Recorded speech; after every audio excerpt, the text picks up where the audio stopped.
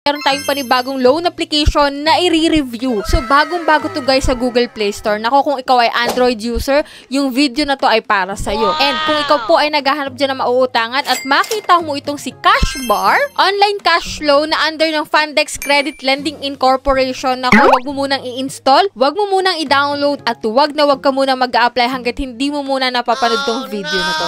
Kasi dito guys, tatalakayin natin kung anong meron sa application and kung magkano yung totoong marireceive na loan amount mo. No, lalo't ikaw ay first time. Nako, para sa ito yung video na to. So, keep on watching.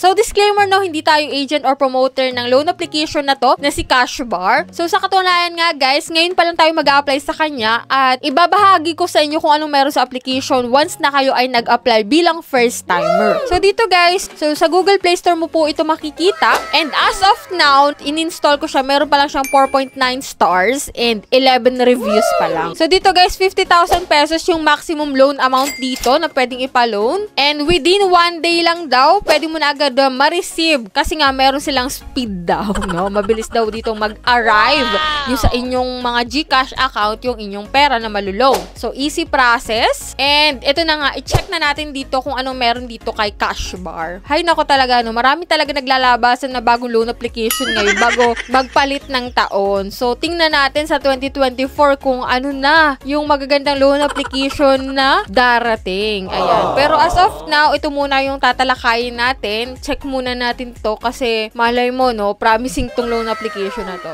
So, check muna natin. So, dito guys, after ko siya ma-install, ito may privacy policy. Yan, naka-indicate naman dito, no, na kung i-agree mo ba or disagree. So, yan, agree mo lang yan. And dito guys, mag-enter ka ng iyong phone number once na ikaw po ay hindi pa naka-register. And then, maglalagay ko po ng verification code. Then, confirm mo lang to, no. So, after nun, medyo nagulantang ako. Nagulantang talaga yung word, no. So, medyo naibahan ako kasi dito, cash borrowing money on one app is enough. So, nakalagay dito, fast personal loans. Marami, no? Maraming loan. So, meron ako ditong nakita na Peso Zone, Peso Cam. So, iba't ibang loan application ang meron dito kay Cashbar pala. So, ibig sabihin, third party lang tong si Cashbar. Hindi talaga ito yung nagpapaloan. So, parang idina-direct ka lang dun sa mga loan application na narito. So, sa ngayon, dahil marami itong loan application si Cashbar na nakapaloob dito, and hindi siya familiar itong mga loan application na to sa akin. Kasi hindi mo to agad-agad makikita sa Google Play Store. Kasi itong mga loan application na to, need mo po itong mag-install. So, yan. Unahin na natin itong si Peso Zone. Kasi dito kay Peso Zone, 50,000 pesos yung pwedeng ipaloan daw.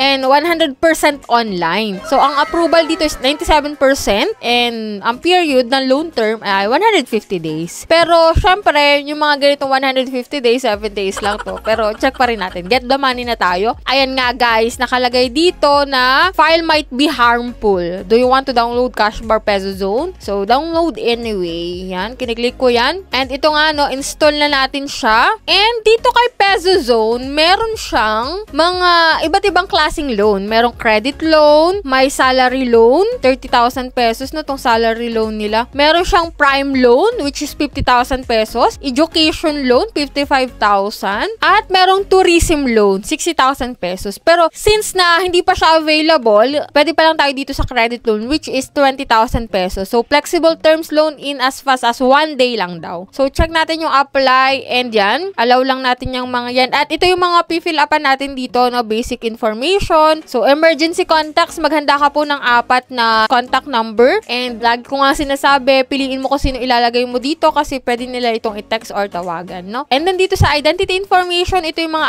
ID na pwede dito. So, yung mga may red label is the high pass rate ID, no? Yung pinakang recommended. Which is ito yung national ID, SSS, passport, postal, UMID, voters, and driver license. So, kung wala ka naman nun, pwede naman yung GSIS, TIN, PRC, and PhilHealth. So, yan. Next na tayo. Dito na tayo sa withdrawal method. Kung saan mo pwedeng ma-receive yung pera mo. Pwede sila sa GCash, Coins.ph, Paymaya, GrabPay, StarPay, and Bank. So, lahat ng yun is merong transfer fees na 25 pesos. And then, kung wala ka namang e-wallet or bank, pwede naman sa M. Luhulier or RD Pawn Shop. So, cash pick up to guys. Meron lang siyang transfer fee na 130 pesos. So, yan. Dito na tayo sa exciting part. Sa last part, no, which is, magkano nga ba yung malulow natin dito kay Peso Zone na kala ko si Cashbar yung uutangan ko pero iba't ibang loan application yung lumabas, no? So, dito guys, hindi ka naman makakarating dito sa dulo hanggat hindi mo natatapos fill upan yung mga basic information mo. Mas maganda talaga na bago ka mag-fill up ng mga